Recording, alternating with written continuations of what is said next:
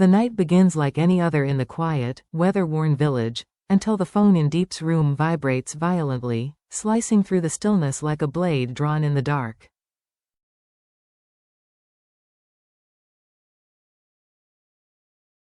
She jolts awake, disoriented, breath snagging in her throat. The corridor is cold as she rushes out, the wooden floor biting at her bare feet.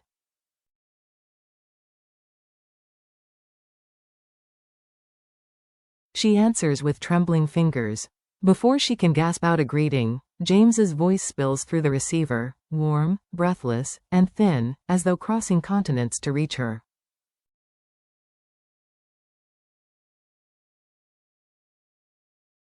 Diep, I just heard what happened. About Fat. About NHI being threatened. Wind roars behind him, wild, merciless.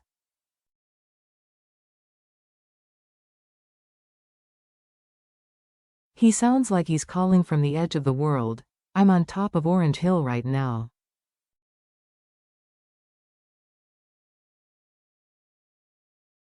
I'll finish everything here as fast as I can. Just give me 2 or 3 days. I'll be home.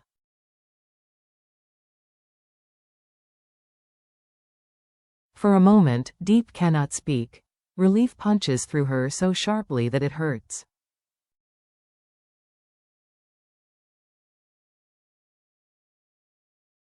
She presses the warm phone to her cheek as though she could pull him closer by sheer will.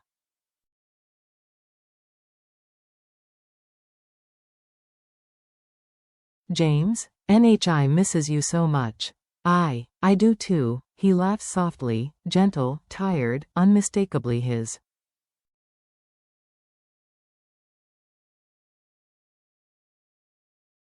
Terrible road, terrible weather, but I miss you both more. I'm picking huge sweet oranges.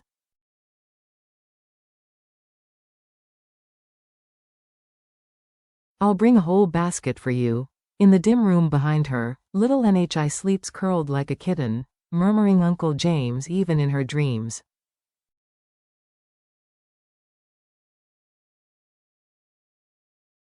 The innocence of the child, the viciousness of the threat, the contrast cracks something inside Diep.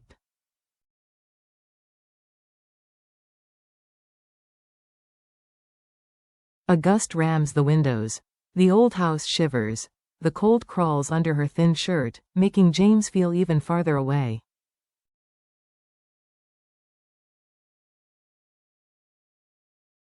Come home soon, she whispers. We're waiting for you. There's a rustle, a strained, yes.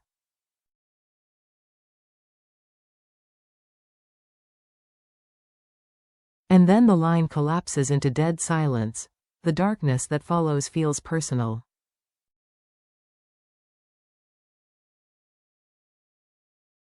Morning arrives harshly, gray clouds hanging low, wind cutting through the village like a warning carried on cold air.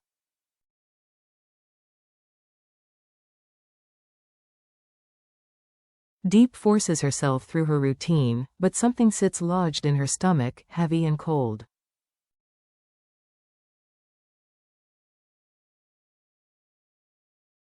At the cafe where she works, the door suddenly slams open like a gunshot. Fat steps in.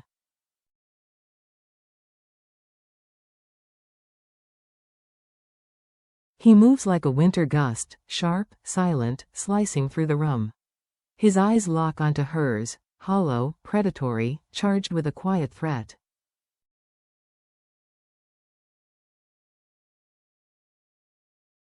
Sit, he says. A flat voice, but each syllable feels dipped in poison. The air thickens around them.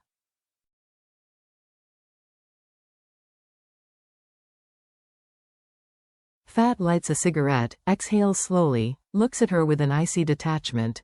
James's father paid good money to have you hurt if you don't leave him.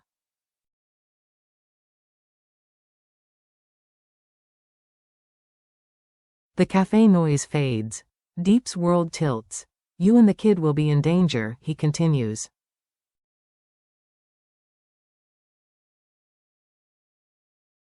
Love doesn't put food on the table, Diep. Money does.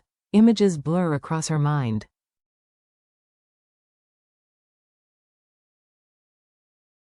Nye's smile. Her drawings of the three of them. James's midnight voice over the phone.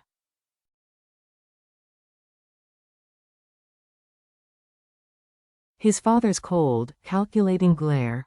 Fat taps ash onto the table, tone tightening.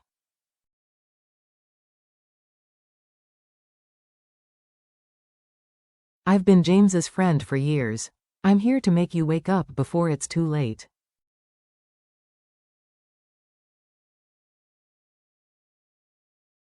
Diep's nails dig into her palm. She lifts her head, voice trembling but steady. I will never leave him.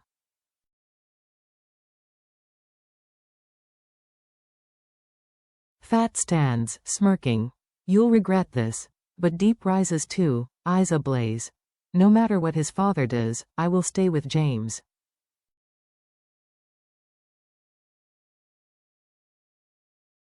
That is true love. Fat snorts. Love is the funniest thing in life. Whoever loves more, loses.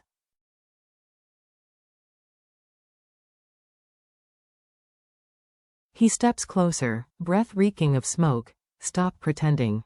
You love his money, his status.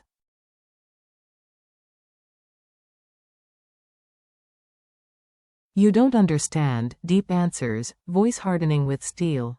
One day you'll meet someone who changes you, someone worth risking everything for.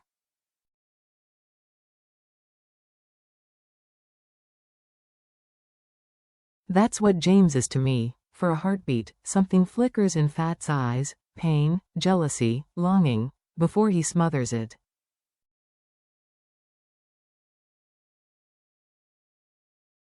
If I were a girl, he mutters, maybe I'd love James too. He turns, leaving a shadow stretched long and distorted behind him.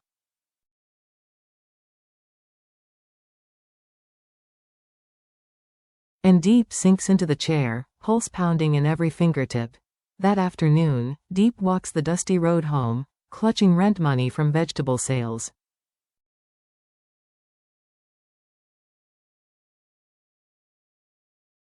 The wind carries Fat's mocking words with every gust. Ahead, her tiny house waits, worn, humble, filled with warmth.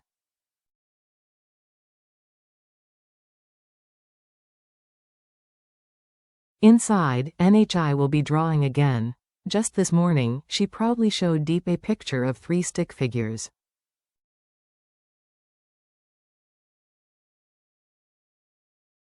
Mommy, Uncle James, me. Dusk spreads like blood across the sky. James is still days away.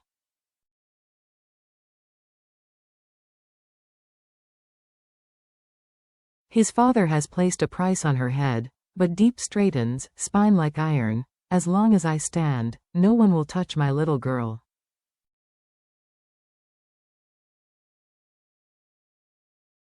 Under the blazing red glow, she quickens her steps, walking toward home, toward her child, toward the love the world is trying to destroy.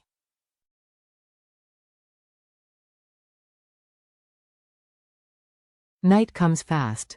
Diep enters the dim house, and Nye's face lights up. Mommy, the girl hugs her tightly.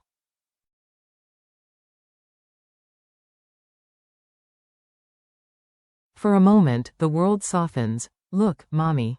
Uncle James is picking big oranges for me.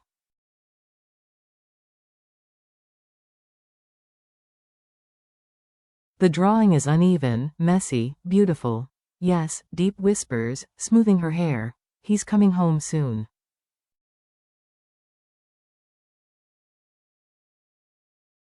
Later, with NHI asleep, Diep sits alone by candlelight. She replays James's short audio recording.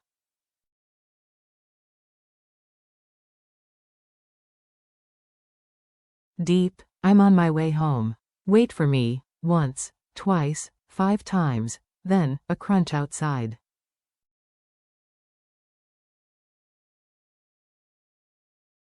Footsteps, wind, she peeks through the curtain.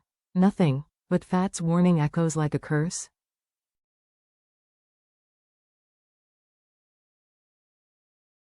Danger doesn't need a face, only belief. Scratch marks of fear, 1342 to 1520. At dawn, fog wraps the village like a shroud.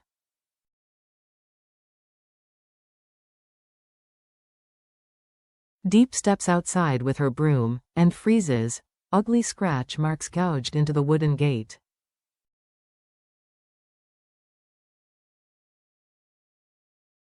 Fresh, deliberate, her breath catches. She steadies herself just as NHI runs out. Mommy, what's wrong?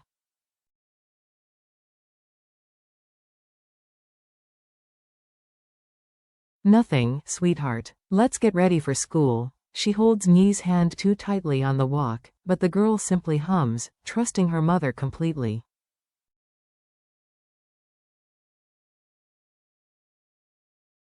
At the market, Diep arranges vegetables mechanically. Every unfamiliar face makes her pulse skip.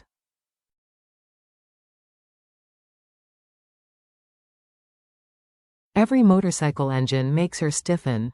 Fear grows roots fast. Her landlord arrives, rambling cheerfully, but his voice barely registers.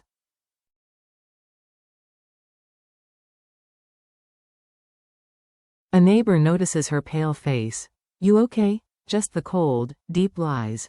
Meanwhile, on Orange Hill, wind lashes James's clothes as he stares at his phone, thumb hovering over Diep's number.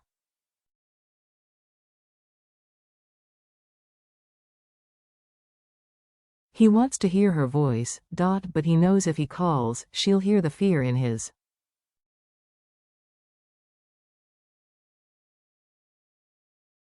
He pockets the phone, forcing himself to focus on his work, but something cold crawls up his spine.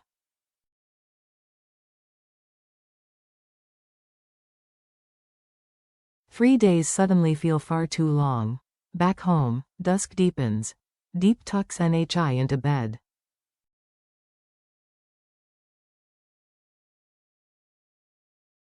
Will Uncle James bring the big oranges? NHI whispers. Yes, Diep smiles. He promised.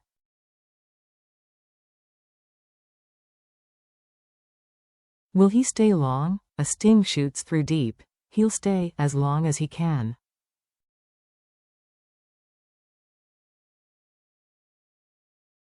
NHI drifts into sleep.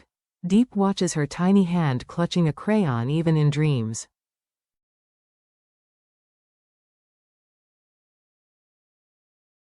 She has survived poverty, loneliness, hardship. She knows fear well, but surrender is not in her vocabulary.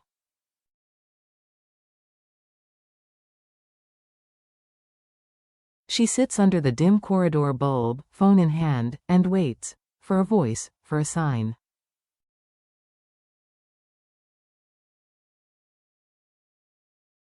For the man racing down a mountain to return to her.